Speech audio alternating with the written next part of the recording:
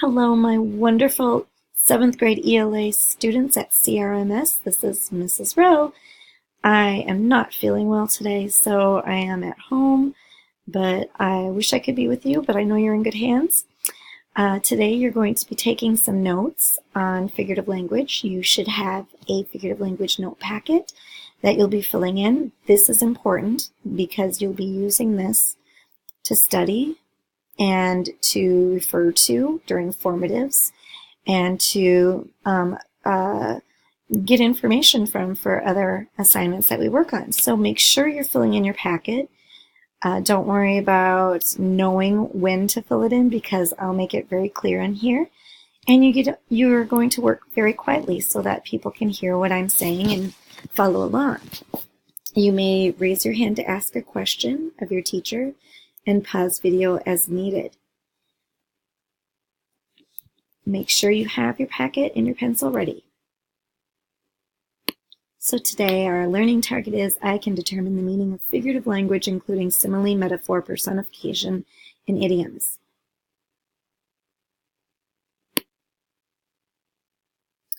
So what you should be able to do after this lesson is know certain types of figurative language, identify the reasons authors use them, and also be able to find the message in a poem when you see and recognize figurative language. So basically we're thinking about approaching a poem from the distance means that most of it's probably going to not make sense to you. A lot of you very quickly read a poem and you read it once and it doesn't make sense. You don't really think about everything and break it down. So then you don't really understand it. But if you think about a poem and you look at it carefully and closely and break up different pieces of it, like figurative language, you'll find all sorts of messages inside that have lots of meaning. So that's why we are working on this today. And also, I should also say that figurative language and messages that contain figurative language don't just happen in poems. Songs often use figurative language. There are many stories that use figurative language and novels that use figurative language and even nonfiction. And the news even, I've heard figurative language being used. You have to be aware of what it is. It is something that you'll need to use in everyday conversations and in reading. So what is figurative language? Well, it's not literal language. Literal language uses words with their actual meanings, the denotation, so the dictionary meaning. It is what it says it is. So an example would be, my mom smiled. It means their mom had a smile on their face. That's it. Then you have figurative language, and the definition of figurative language is when the words don't mean what they say they mean. There's a deeper meaning within the message. So an example would be, my mother's face was a ray of sunshine. They don't literally mean that sunshine is on her face. They have a meaning that they're trying to convey. So in your figurative language notes packet, you'll find this part where it says number 1, and it has the different types of figurative language that we'll be focusing on in 7th grade. And anytime you see anything in red or highlighted or outlined in red like this box here, it means you're going to take notes in your packet. So that's how you're going to know, oh, I better write something down. So find this part of your packet first and then get ready to take some notes. So I know that you've worked on similes in the past, but just to make sure that we really get what it means, similes are comparing two things using like or as. So you can write that down in the definition box on your paper. And when I'm saying that it's comparing two things, the two things are usually unlike. They're not really necessarily close things. They're usually pretty different things, but they usually have one or two elements that are similar, and that's the point that the author is trying to get across. So, for example, this simile, my dog smells like dirty socks, is comparing dogs, or their dog, to dirty socks. And dogs don't necessarily have a lot in common with socks, or dirty socks necessarily, unless they're dirty as well. But it's your job to take it a step further and think about what the writer's point is. And in this case, we know that the common element is that they both smell bad. So in this case, her dog must smell bad, and that's the point the writer is trying to get across to us. So make sure you have written down the definition and written down your example. Metaphors are a figurative language that compares two things by calling one another. So it's saying one thing, which is unlike another, is the same. And it's naming it as the other. So if I use the example, the rose was a breath of fresh air in the dark room, it's using the two things, rose and a breath of fresh air, in saying they are one. They're the same thing. When they're not, they may have a common element, which is they're pleasant to be around, makes you feel happier, but that's about it.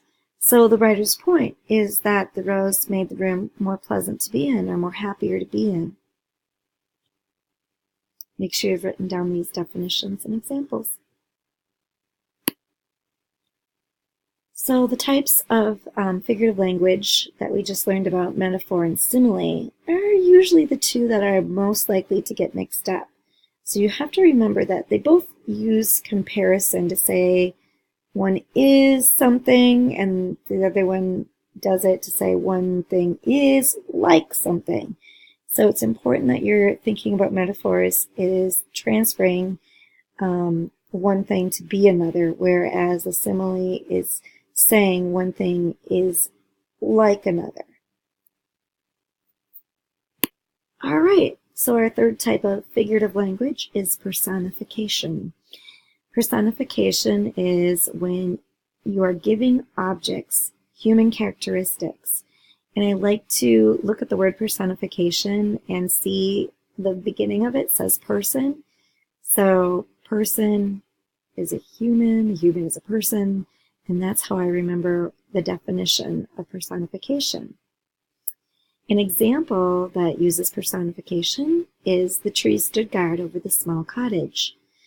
In this example, the object trees are given a human characteristic. They're standing guard. And trees, in general, don't come alive to stand guard, or which means, to stand and watch over. But in a way, it's using it because they can protect, and they are protecting or sheltering. And so in that way, they're using stood guard as a human characteristic for trees. And the trees appear to be protecting the house by providing it shelter from danger or, harsh weather or something like that. So that's the point the writer is trying to make. All right, class, the last type of figurative language that we will be learning about today is idioms. And idioms are a common phrase in the English language that we just understand to not take literally, and that it has a different meaning to it. And sometimes it might have had a meaning at an earlier point, but that meaning has been lost and we just understand it. So for example, my mom brings home the bacon. Well, this is an idiom that over time may have changed. We no longer bring home the bacon unless we go to the grocery store, but maybe our job brings home the money in our family that buys that bacon. And so that's what that has turned to mean. So by mom bringing home the bacon, we understand that to mean that mom makes money and brings that money into our family. All right, the next thing we're going to do is we're going to find number 2 on our packet, and we are going to identify the reasons an author uses figurative language. So make sure you find this, and you'll see that in each of these reasons there's blank lines, and you're going to be writing in the words when I get to the next page. So your job is to make sure you're writing in the words that are missing from these statements. All right, so the reasons why authors use figurative language in their writing are probably a lot different than what you remember. There's probably a lot more, and it's going to be really important that you need all this information written down. So in your packet, make sure you're writing down the words that are underlined in here. So the first reason is it makes unfamiliar characters, settings, and situations relatable to us.